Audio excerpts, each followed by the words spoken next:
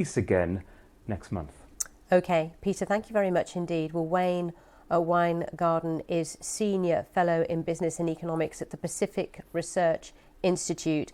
Wayne, welcome to BBC News. So for the UK, a bit of a reprieve here, but for many countries like Canada, this is a severe blow, isn't it? 50% tariffs on their exports of metals to the US. It is. It's a severe blow to Canada, but it's also a severe blow to the U.S.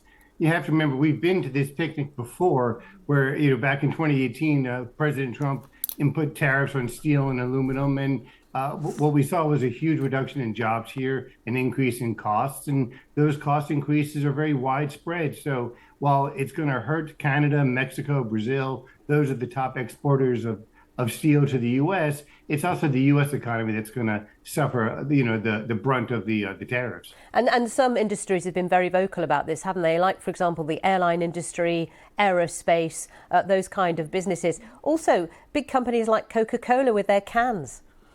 That's right. I mean, and I think that's one of the things that keeps getting overlooked is that it's very ubiquitous in terms of the impacts. And so cans of beer, cans of soda are going to be more expensive. And so you're going to see a little bit of price increases throughout the economy. And people may not be able to directly connect them to President Trump's tariffs, but that's exactly what the cause is. And what do you think will happen next, therefore? Will he keep this in place for some time? Of course, the deadline soon for those reciprocal tariffs is coming up, and he's hoping that all this will give momentum to negotiations with countries, I assume. That's what he's thinking. It's actually not true, but certainly that's what he's thinking.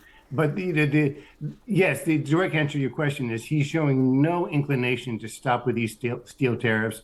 There was absolutely no reason to double them. The 25%, whatever he was trying to achieve, that was more than sufficient. But while he was sitting, at the U.S. Steel, factory talking about the merger, all of a sudden the 50% came out of nowhere. So this is very much a surprise. But he's been sticking to these tariffs, and there's no reason to think he's going to back down, especially because the courts haven't blocked these tariffs, which are allegedly for national security reasons. And that's a differentiation from the other tariffs, which may or may not be deemed legal. And that's based on a national emergency justification that he's given. Wayne Winegarden, thank you for giving us your thoughts and analysis on those tariffs, which, as I've mentioned,